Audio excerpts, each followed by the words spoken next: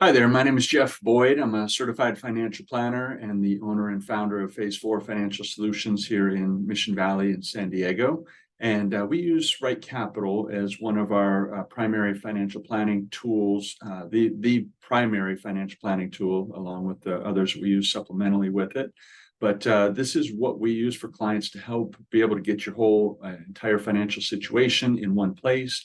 Allowing us to be able to see, allowing you to be able to see updated account values at any time, both from any accounts that we might be managing, as well as any other outside accounts, mortgages, credit cards, bank accounts, retirement accounts at work, any of those kinds of things. Anything that you have credentials for, we can get all logged into one place to be able to see a good update of your situation, and then allow us to be able to also put in things related to your income, to savings that you're doing into different accounts, into retirement accounts or Roth IRAs or other investment accounts, college accounts, those kinds of things. And then, looking at any related expenses that you have, and then tying all of those in with your goals, the things that you're hoping to accomplish, whether that be related to retirement plan, retirement ages, retirement amounts of income coming in, vacations that you're wanting to do, home improvement goals that you have, college savings goals, maybe home relocation kinds of things in retirement or prior to retirement, vehicle purchases, weddings, anything like that you're needing to make financial decisions about, and things that you're striving for in the future. And so it's a great place to be able to get all of that information into one location, where then, as we are creating a financial plan for you or doing future review sessions, we can come and we can have good, accurate, updated information to be able to go through that together. So I just want to spend a few minutes with you just going through the profile. The profile here, when you log in, is where you can control all of the information that the program is going to use for all of its other modules that we can look at to see how you're doing on track towards your goals. When you first get registered, you may not necessarily see all this. It may be something that doesn't even look like this. It's a profile, and it just has basically 6 steps that would walk you through, typically starting with family and then going through these other ones. If you want on that, you can actually skip to the last. You can click on the last step and actually click complete, and then that will bring you into a focus that looks more like this. Now, you, depending on your relationship with us initially, may not have all of these tabs showing and available, but you definitely will have a profile. You definitely will have the dashboard. And so I just want to walk through this with you, and just go through some highlights of things that are important. You'll have your information in each of these. Have just basic date of birth information. So for husband, spouse, if necessary, kids. There's also a place to be able to add in grandkids and other people who might be important to the financial plan, maybe a business partner, or those kinds of things. So make sure that information is all updated in there first. Then we might just jump over here to net worth.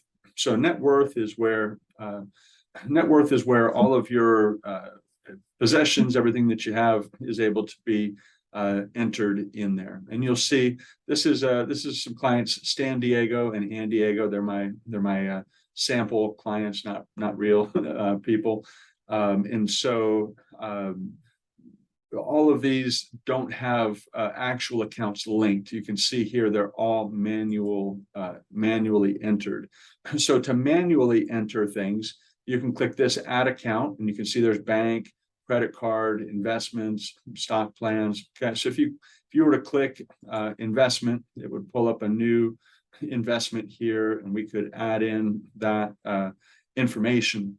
And there's different account types. Okay, lots of different account types depending on what you're doing. If it's just a bank account or non-retirement type of account, that would go in as a taxable account. But you can see there's quite a few different types that could be entered there. You can enter the balance, or you can enter holdings and asset classes if it's an investment account. and you can even customize the asset allocation. Now, the ideal goal is that we don't necessarily put things in manually unless we absolutely have to. So to put things in via a link, a credential, you would log in there, you would click on that aggregation, and it will pull up here a place to be able to search for institutions. There's a handful of ones listed there, but you would click right here in this click to search for your financial institution, and you would pull up Fidelity if you have a Fidelity 401k at work, and most of them should be fine going through fidelity.com. Sometimes we run into issues, and different plans have specific credentials, or specific URLs that we need to put in, but for the most part, there's not issues getting those kinds of things linked. If you're going through and you're having any issues with credentials, certain places we need to go in first and set up a permission inside of the bank account or whatever by logging onto their website directly. Some will certainly have multi-factor authentication, maybe where they need to send you a text message or those kinds of things. So just follow any sorts of prompts that come up. If you do get any sort of error message, just go ahead and leave those in there and let us know about it on our team as you're doing that, and we will be able to reach out to the Right Capital team, which is very good. I can click on this button right here and be able to send a message to them, and they'll work on it with their team and with their aggregation people to try to get those issues resolved. So again, you can see in there on linked accounts, you can also link in credit cards, you can link in bank accounts, you can obviously link in investment accounts, you can typically link in mortgages as well. So ideally, we want to put all of those kinds of things. Putting in the mortgage will allow all of that information to be updated every month as you pay down the mortgage. But you'll see here in mortgage, for example, there's additional information that you can put in. So you can put in the year that you took out the mortgage. You can put in if it's a 30-year or a 15-year.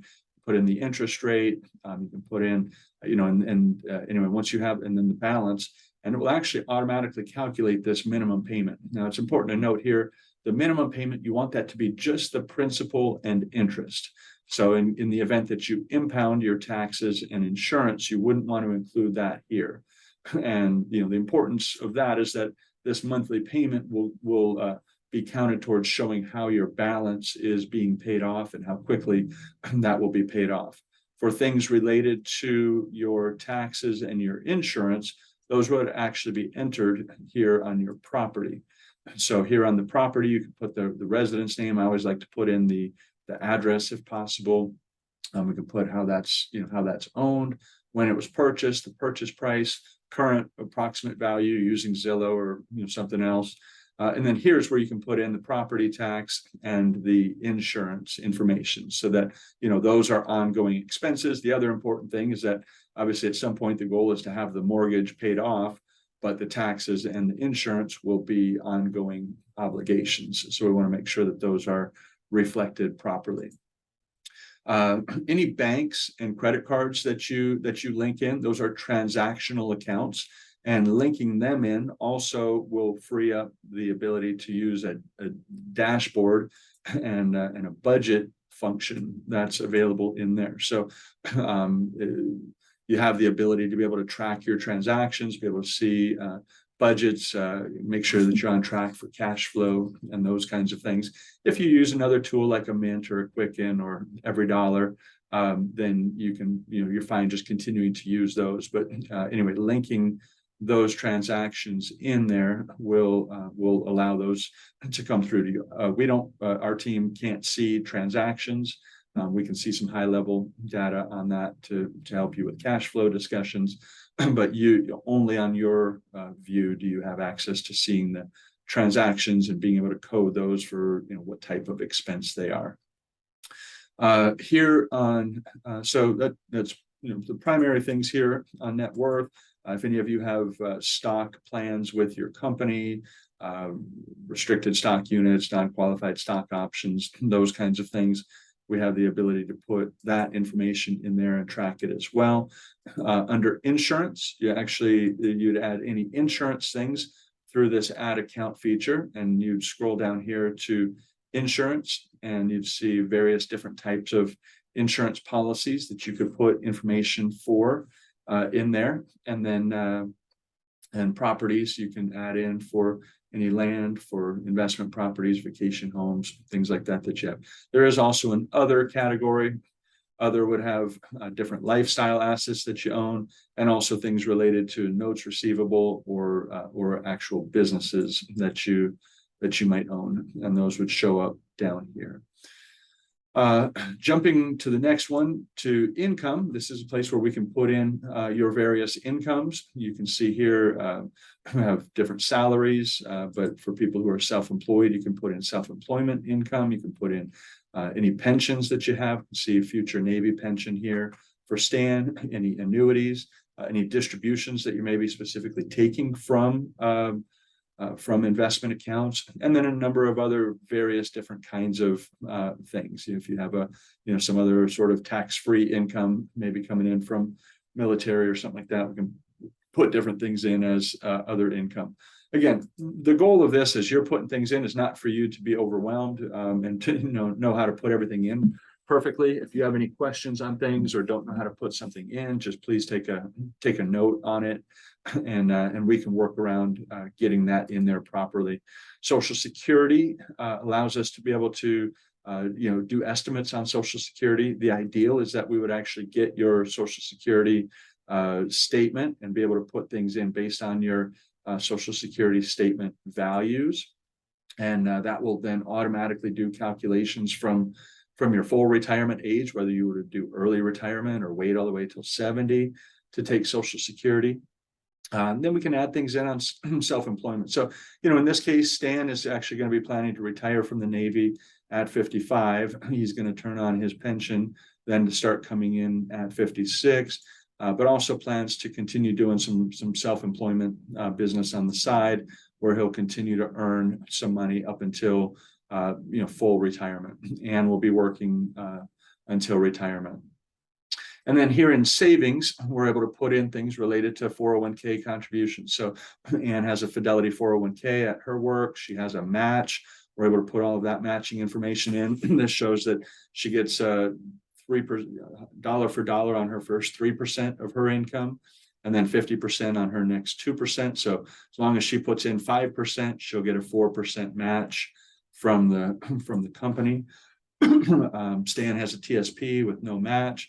Both of them are doing backdoor Roth IRAs because they're over the $200-something thousand income level. So we're funding those as backdoor Roth IRAs, and then doing contributions into 529 plans for the kids, some into emergency fund savings, and then some into a taxable savings account each year. Again, here's where you can add all of the various types of savings that you're specifically doing in different types of accounts.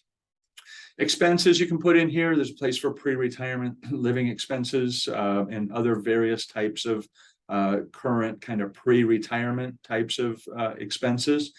This is not as urgent, in the cash flow for pre-retirement living expenses, because the program is going to assume that anything that is not otherwise allocated towards savings or towards other goals is going to assume to have been spent. So don't worry about getting this perfect. And obviously, a lot of times things fluctuate month to month, but you can come up with kind of your rough pre-retirement current living expenses. An important note on that will also show up in relation to retirement is that you want to make sure that you do this separate from anything else that we've entered other places. So the mortgage, we already have the mortgage in there. You wouldn't want to include that here. You wouldn't want to include any other debts or any insurance payments where we entered those in. So as well as things like the property taxes and the home insurance, because again, all those are reflected elsewhere. So you want to do this living expenses net of those things. That's the same then as we jump over here to goals. So goals is where we tie all of this together. What are all of our net worth, income, and savings working towards? And so this is where we can designate a retirement age. We can specify a specific calendar month for retirement if we know that, or just leave it as a age specific thing. This is where we can put in retirement expenses. So again, just like the other one that I just showed, we want to do that net of anything else that's in there. And that's important too, because again, like we said, hopefully mortgage is going to fall off at some point in retirement if it hasn't been paid off prior to that. But things like property taxes will still keep going. But these basic living expenses for food and clothes and all of the other basic expenses of life, these are going to be inflation adjusted. So the program is going to increase those with inflation every year going forward. And there's other various different ways that we can look at those. Retirement healthcare costs, I'm not going to dive too deep into that, but this allows us to be able to put things in either just on a looking at detailed estimates or a national average. Obviously, for people who are retiring prior to Medicare, we'll want to get some gauge of what healthcare expenses would be.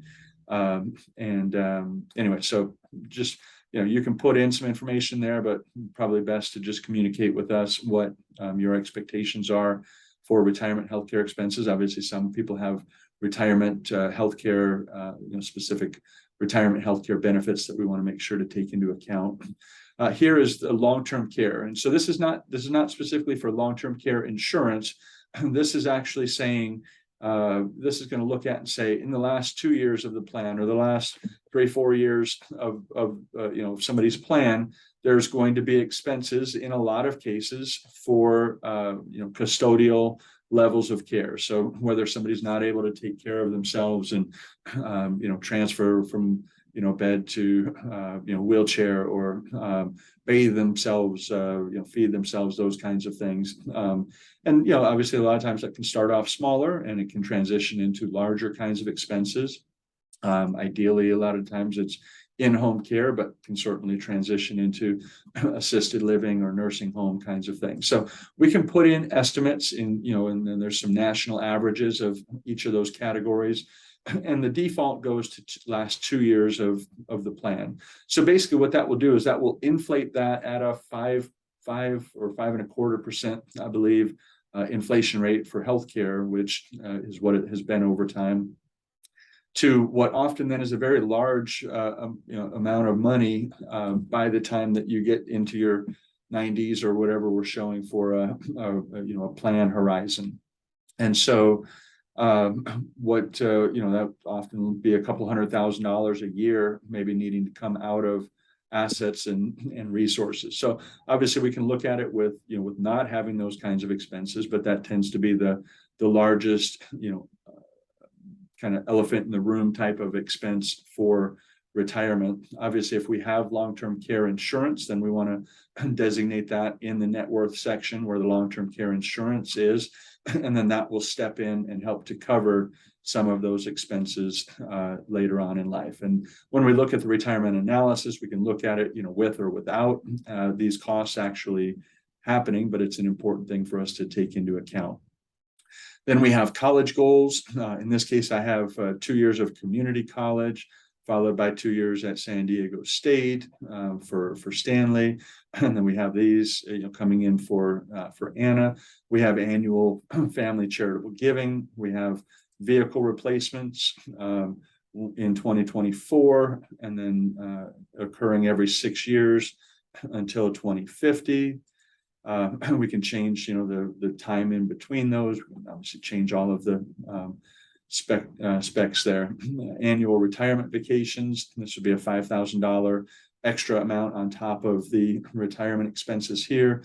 We have a legacy amount that we want to leave at the end of the plan for the kids, a future wedding for Anna, and a kitchen remodel down the road. We can put in, how much that's that $65,000 would increase. Half of that would increase the value of the home once that's all completed. And so anyway, and then you may have other various different kinds of goals. We want to try to get as specific as we can with these, because then we can look at a lot of different scenarios later on for whether those things are realistic or different plans. of whether we can accomplish those or scale some of those back or make different adjustments or those kinds of things. Hopefully you can accomplish everything you're wanting to do, but in being realistic on things, a lot of times we're needing to prioritize and make adjustments in different places. So that primarily covers it. I know that was a fast overview of some of that. I want to show you another almost brand new, in the last couple of weeks here, tool that Right Capital just added. One of the things I love about Right Capital is they're constantly improving, constantly adding new things, constantly updating.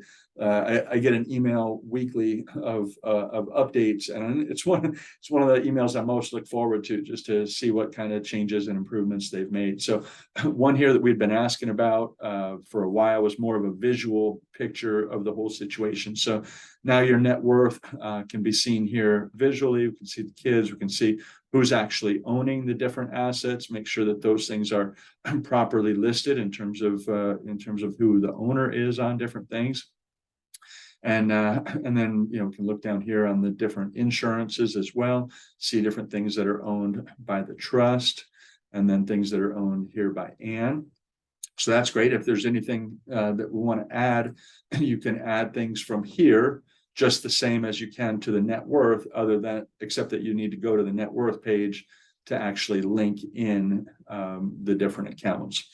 And then goals, we have a visual representation here of a kind of a timeline of the different goals. So I love this. It just makes it a lot more visually appealing to be able to see these different things. We can click in any of these and it'll pull up the information if we want to change it and say, oh, that's actually the wrong year for Anna to start college, or anything else that we want to change with that information. But again, we can go down, we can see year by year of different things that we have in the plan that we're going to be working towards, and can edit all of those things right there. The last one here is the income, savings, and expenses, and again has all of those 3 different categories there. And again, we can add separately from there. So anyway, this profile is the place where we, if we keep all of the information updated and as accurate as possible in here, then all of the other planning components that we can look at and do from a planning standpoint in there will become more and more valuable. I just want to show one last thing that you have the ability to edit. This is another new one. This is probably going to be the default landing page for the majority of you. This is what's called the snapshot. Another thing that Right Capital added in here recently. So in the snapshot, there's a bunch of different widgets and visual depictions of different things coming through from the plan, some helpful information, links and information of our contact info for the team. But there's some text boxes here and some places to be able to update some information. I had one client that said it really well. He said, I love this because I know every time that I log in that, that we're seeing the same thing, and that, that we're working towards the same goals. So, when we do our reviews, I can have you, look at those ahead of time and see, are those still the main objectives that we're working towards. There's 2 links here, one here and one here, that actually are very relevant to us being able to fill in the information here. One is the most important financial objectives, and another one is our prioritized possibilities list that just kind of helps you to think through and dream about the things that you're most wanting to do, to have, and to be in your life. So definitely would encourage you to click on those links. I've sent them out by other emails as well, but you have the ability to edit the text boxes in here and make sure to communicate any important information to us and our team as we're helping you. So anyway, that was it. That was all that I wanted to go through here. Make sure to log in regularly on your profile and keep that updated, especially prior to any reviews that we're doing. And we are very excited to work with you and to help you make great progress towards all of those things that are most important to you. Thanks. Talk to you soon. Bye.